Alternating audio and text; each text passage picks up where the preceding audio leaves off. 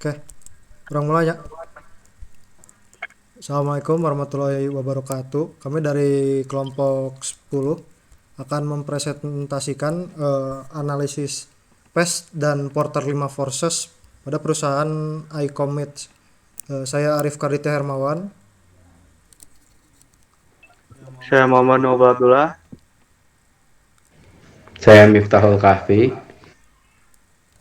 Saya Rifwan Ahmad Kafi. Saya Aura Windari. Oke, untuk bagian pertama akan dijelaskan oleh Rifan Ahmad Mukafi. Kepada Rifan, dipersilahkan. Di slide pertama ini ada tentang profil iCommits. iCommits adalah perusahaan perseroan tertutup di bidang rekayasa perangkat lunak dan perangkat lunak yang berlokasi di Bandung. Dan ini ada sejarahnya. iCommits IT Konsultan Indonesia didirikan pada tahun 2015.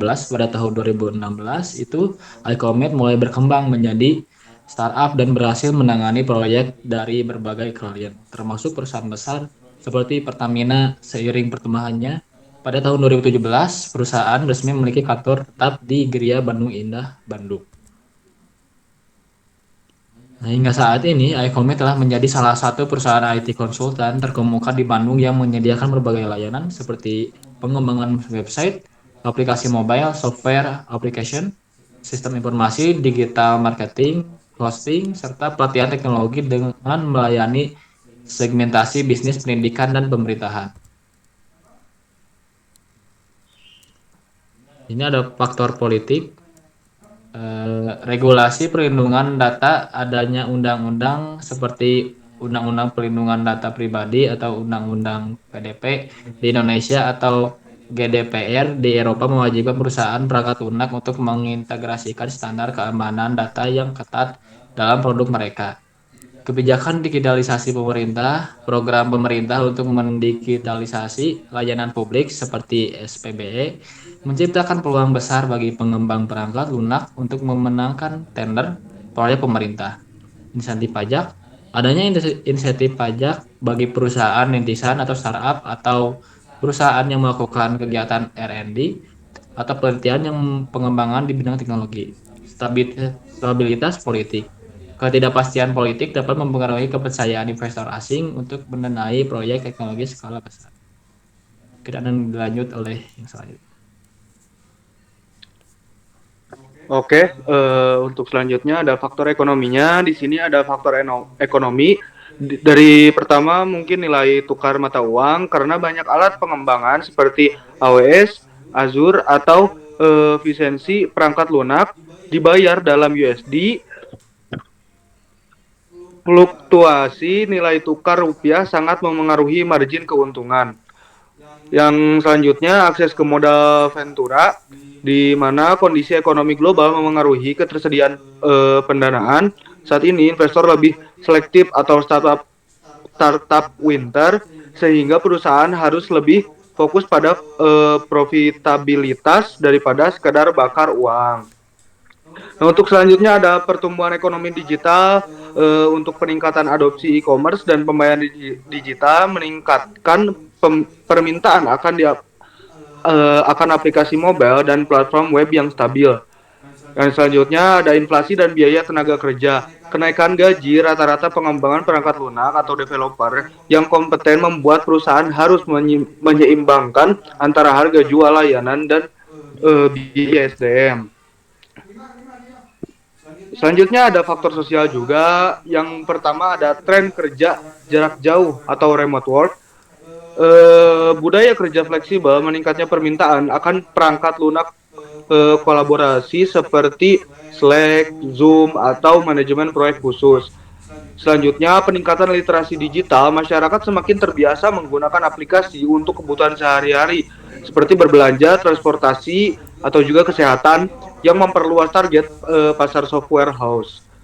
Selanjutnya, kesenjangan talenta. Meskipun permintaan tinggi, seringkali terdapat kekurangan tenaga ahli yang menguasai teknologi terbaru, sehingga perusahaan harus berinvestasi dalam pelatihan internal.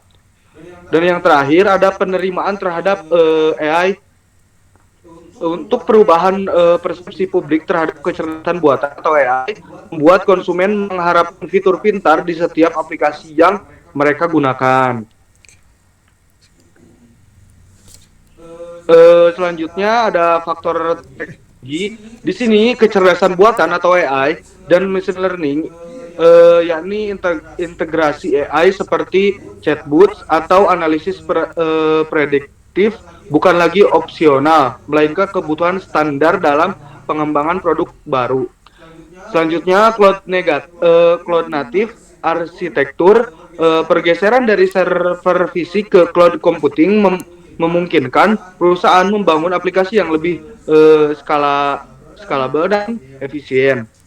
Selanjutnya, cyber atau cyber security, ancaman peretasan yang semakin canggih menuntut perusahaan pengembangan untuk memprioritaskan DevSecOps dalam setiap siklus pengembangan. Selanjutnya yang terakhir, low code atau no code platform. Munculnya platform ini bisa menjadi ancaman bagi proyek sederhana, namun juga menjadi peluang bagi perusahaan untuk mempercepat prototipe produk bagi klien. Untuk selanjutnya akan dilanjutkan oleh teman saya. Baik, yang selanjutnya adalah ancaman pendatang baru. Hambatan masuk ke industri perangkat lunak relatif rendah, namun sulit untuk bertahan di level enterprise. Yang pertama, modal rendah. Seseorang hanya butuh laptop dan koneksi internet untuk mulai membangun perangkat lunak. Lalu yang kedua, akses pengetahuan, dokumentasi open source, kerangka kerja seperti Laravel atau Flutter, dan komunitas pengembang yang luas memudahkan pendatang baru untuk belajar. Lalu yang ketiga, kepercayaan dan reputasi. Meskipun mudah memulai, pendatang baru akan kesulitan bersaing dengan perusahaan mapan dalam memenangkan proyek besar karena kurangnya portofolio dan rekam jejak keamanan data. Yang selanjutnya, kekuatan tawar pembeli. Klien memiliki banyak pilihan, sehingga mereka memiliki posisi tawar yang kuat dalam menentukan harga dan fitur. Banyak pilihan, klien dapat dengan mudah membandingkan harga dan layanan dari berbagai software house, lokal maupun global. Biaya peralihan, switching cost. Jika proyek menggunakan teknologi standar yang umum, klien dapat dengan mudah pindah ke pengembang lain. Namun, jika sistem sangat kompleks dan terkunci pada arsitektur tertentu, kekuatan tawar pembeli sedikit berkurang.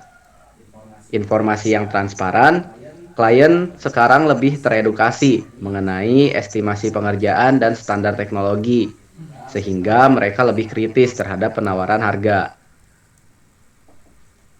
Dan kemudian kekuatan tawar pemasok.